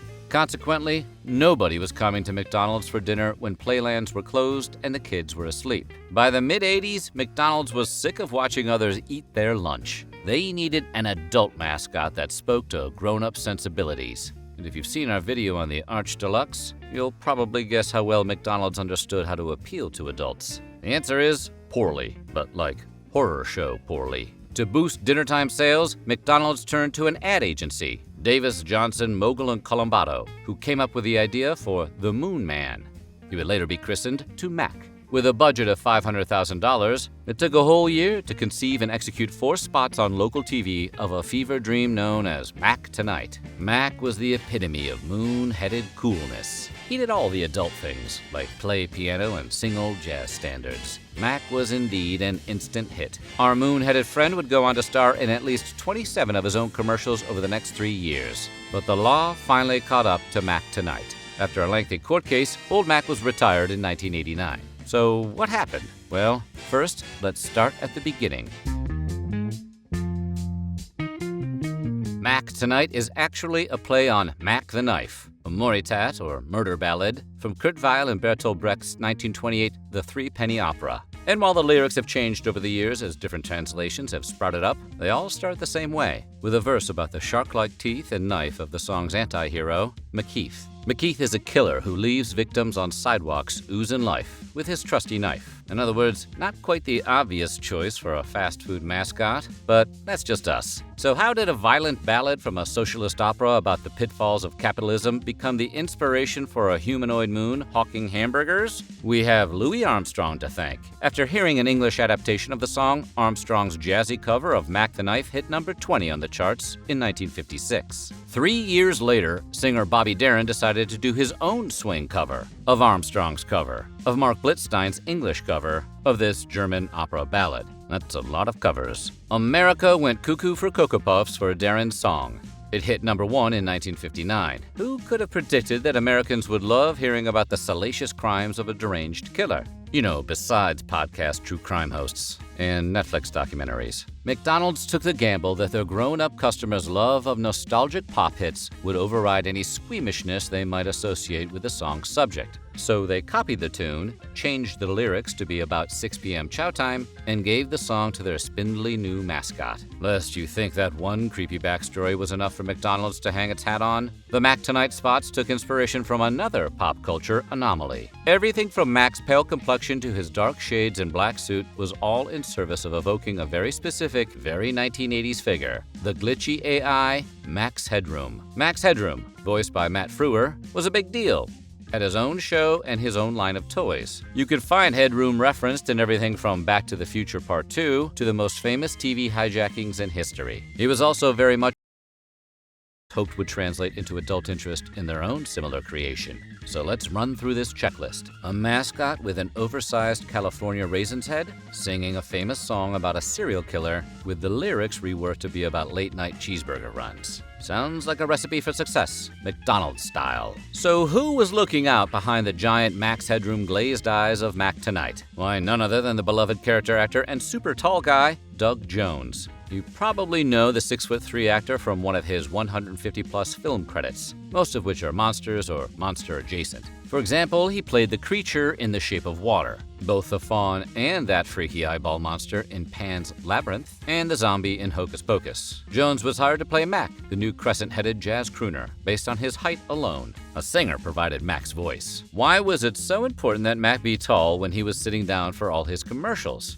Because the marketing for McDonald's secret adult sauce is always about traumatizing the children. And Slenderman limbed moon men are a solid child-frightening gambit. The company has a history of building campaigns around kids hating certain menu items for being too grown up, as if that alone will make their parents more inclined to purchase it. But our nightmare fuel was Jones's good fortune, as it provided one of his earliest breaks in the industry. For the 30th anniversary in 2017, the actor tweeted a throwback photo of him holding Mac's head, calling the 3-year gig the start of my days on your TVs. Despite his unsettling appearance and creepy song, people loved Mac Tonight. The 4 regional West Coast spots were instant hits, which was enough to convince McDonald's to take the campaign national in the first months of 1987. By that fall, Mac was crooning about dinner time just like a burger-happy Bobby Darin on TV sets across the country. So McDonald's decided it was time to bring Mac out of the TV and make this moon crooner an in-store experience. Mac Tonight, live, saw real-life piano players don Mac Tonight costumes and play miniature concerts at McDonald's restaurants. When the IRL Macs played at McDonald's venues, crowds could number upwards of 1,500 people strong. Taking a page from the Chuck E. Cheese playbook, animatronic Macs began popping up at Mickey D's locations too. Restaurants went from being kid-centric to kid-nightmarish. Eventually, as all things do, the animatronics started to break down. Rather than remove them from venues, they were left as statues to the moon god. But I've never seen a Mac Tonight in a McDonald's, you're probably saying, like a real Willy Wonka tour kid.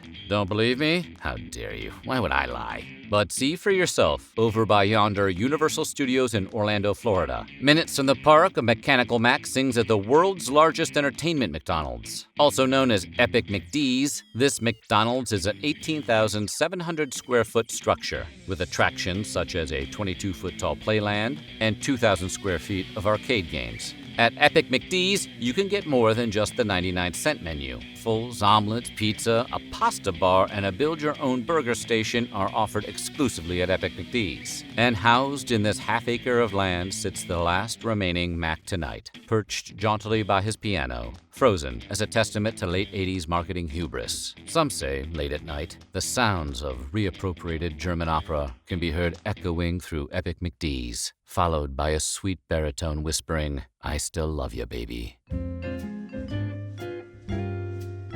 Having properly terrified children all over the world, it looked like Mac might be the celestial mascot to finally displace Ronald as McDonald's official spokesman. So what stopped the meteoric rise of McDonald's star Moon? The long arm of copyright law. See, Mac the Knife was a hugely popular song. It had been covered by everyone, including Frank Sinatra, Marianne Faithfull, the Psychedelic Furs, Michael Bublé. Heck, Liberace did 5 covers. Guess he just really wanted to nail it. But none of those covers had reached the levels of success of Bobby Darin's 1958 version. 2 Grammys and a #1 spot on the charts confirmed the definitive Mac cover. The Mac Tonight slots borrowed heavily from Bobby Darin's version, even taking the singer's distinct mannerisms, style, and swagger. In fact, the only thing McDonald's didn't get from Darin was permission to use his song and likeness. When Bobby's son Dodd caught wind of the Mac Tonight campaign, he immediately sued the fast food brand. It turns out that McDonald's had never paid 1 cent to the Darin estate for the rights to Bobby's likeness. Along with damages,